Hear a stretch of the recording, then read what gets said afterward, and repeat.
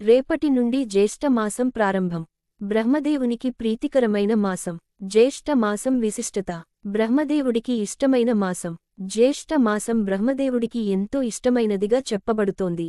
ఈ మాసంలో తనని ఆరాధించిన వారిని బ్రహ్మదేవుడు సులభంగా అనుగ్రహిస్తాడని అంటారు. బ్రహ్మదేవుడి ప్రతిమను గోధుమ పిండితో తయారు చేసుకుని ఈ నెల రోజుల పాటు పూజించడం వలన విశేషమైన ఫలితాలను పొందవచ్చని ఆధ్యాత్మిక గ్రంథాలు చెబుతున్నాయి. ఈ మాసంలో చేసే విష్ణు సహస్రనామ పారాయణం అనంత ఫలాన్నిస్తుంది.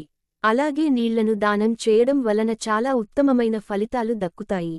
జ్యేష్ఠ శుద్ధ తదియనాడు రంభ తృతీయగా జరుపుకుంటారు. ఈ రోజున ప్రత్యేకంగా పార్వతీదేవిని పూజించడమే కాదు, దానాలకు శుభకాలం. ముఖ్యంగా అన్న దానం చేయడం ఉత్తమం. ఈ మాసంలో ఏం చేయాలి?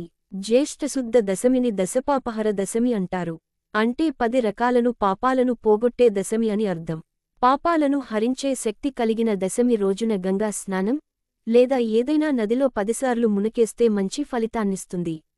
నల్ల నువ్వులు, నెయ్యి, పేలాలు, బెల్లం నదిలో వేయాలి. ఈ రోజున ఇష్ట దైవాన్ని పూజించి ఆలయాల సందర్శిస్తే శుభం జరుగుతుంది. జ్యేష్ఠ శుద్ధ ఏకాదశినే నిర్జల, మతత్రయ ఏకాదశి అనే పేరుతోనూ పిలుస్తారు. ఏకాదశి వ్రతాన్ని ఆచరించి పెసరపప్పు, పాయసం, పానకం, నెయ్యి, గొడుగు పేదవారికి దానం చేయాలని శాస్త్రాలు తెలియజేస్తున్నాయి.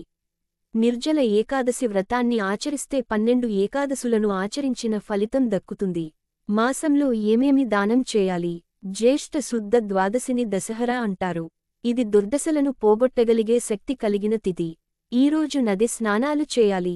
అలాంటి అవకాశం లేనప్పుడు ఇంట్లో స్నానమాచరించే సమయంలో గంగాదేవిని స్మరించడం ఉత్తమం. జ్యేష్ఠ పూర్ణిమను మహాజ్యేష్ఠి అంటారు. ఈ రోజున తిలలు దానం చేసిన వారికి అశ్వమేధయాగం చేసిన ఫలితం లభిస్తుంది.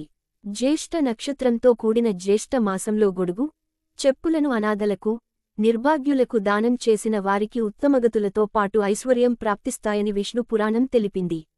వామన ప్రీతికి విసనకర్ర, జల కలశం, మంచి గంధం దానం చేయాలి.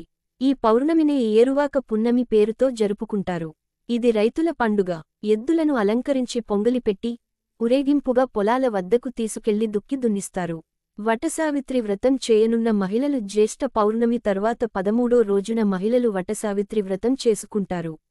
భర్తలు 10 కాలాల పాటు సంపూర్ణ ఆరోగ్యంతో దీర్ఘాయుష్మంతులు కావాలని మనసార కోరుకుంటూ ఈ పూజ చేస్తారు.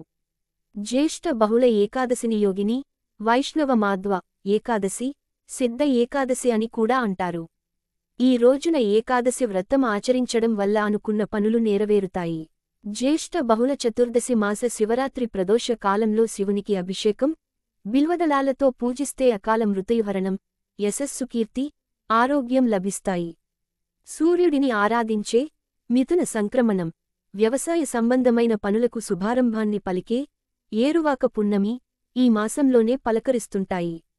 ఇక దాన ధర్మాలకు అవకాశమిస్తూ విశేష పుణ్యఫలాలను ప్రసాదించే జ్యేష్ఠ పౌర్ణమి, శ్రీ మహావిష్ణువు ఆరాధనలో తరింపజేసే అపర ఏకాదశి ఈ మాసాన్ని ప్రభావితం చేస్తుంటాయి.